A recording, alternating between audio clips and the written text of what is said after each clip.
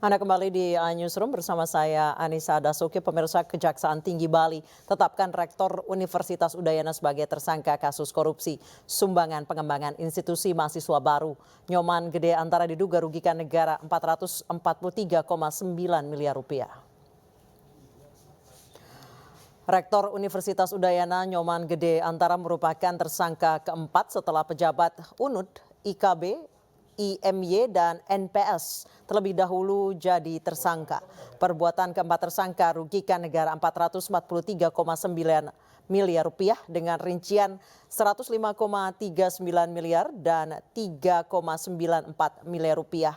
Kerugian negara 334,57 miliar rupiah kerugian ekonomi. Kejati Bali mengungkap para tersangka memungut sejumlah uang dari mahasiswa baru Universitas Udayana jalur mandiri dari tahun akademik 2018-2019 sampai 2022-2023. Kebijakan pungutan tidak memiliki dasar hukum.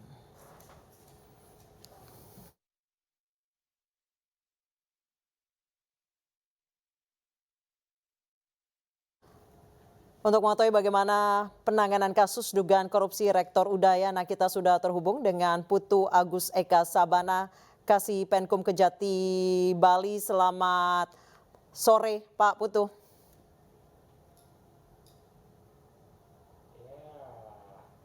Selamat sore, Pak Putu.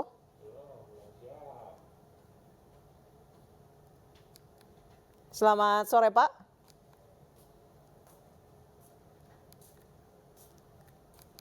Selamat sore Pak Putu. Pemirsa, kami sedang berupaya menghubungi dari pihak Kejaksaan di Bali. Sebelumnya kami akan hadirkan informasi terkait Kementerian Keuangan masih periksa pegawainya yang dinilai hartanya beresiko tinggi.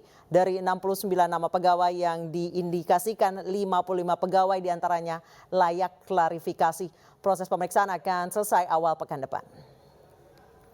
Dari 69 pegawai yang masuk kategori resiko tinggi, kita akan melihat 55 orang itu yang layak klarifikasi. Saat ini kita prioritaskan pada kurang lebih 27 pegawai. 10 pegawai itu akan diselesaikan pemanggilannya sampai dengan awal minggu ini. Sisanya itu mungkin sekitar 13-15 pegawai akan diselesaikan selama sepekan ini sampai awal pekan depan. Jadi target kita ke yang high priority, yang sangat berisiko tinggi. Itu yang diharapkan nanti paralel. Kami kan juga minta informasi ke PPATK. Jadi nanti harapannya ketika sudah selesai pemeriksaan, kita mendapat info dari PPATK, lalu bisa disampaikan kepada publik apa yang menjadi kesimpulan. Dan pemirsa, kami kembali mencoba menghubungi Putu Agus Eka Sabana, Kasih Penkum Kejati Bali. Selamat petang Pak Putu.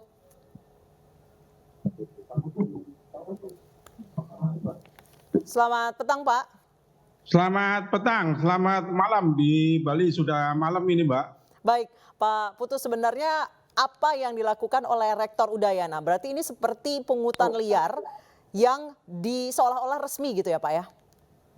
Saya luruskan, saya bukan Putu, saya Aspisus. Baik. Agus Eko Purnomo. Baik, mohon maaf Pak.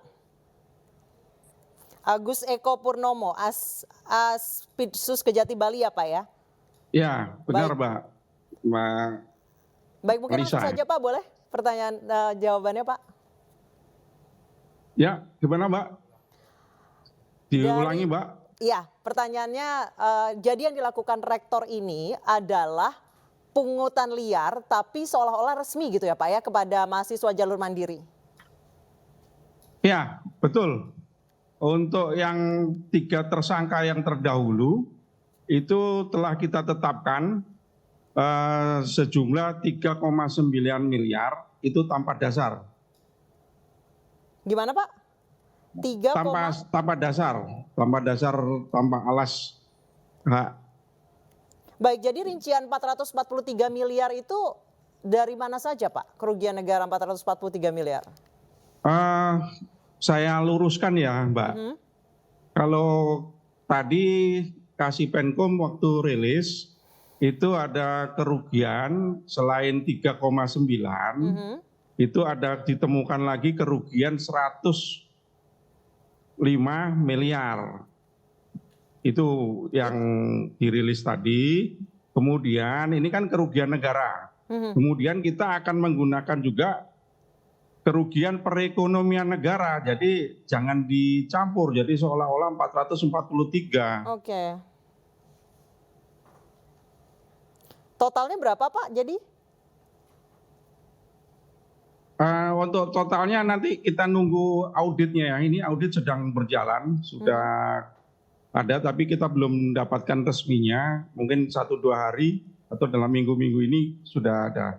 Nanti tunggu aja lah Mbak, sabar dulu. Baik, Pak Agus, ini modusnya apa Pak yang dilakukan oleh Rektor Udayana dan kawan-kawan? Modusnya ada beberapa macam. Yang pertama,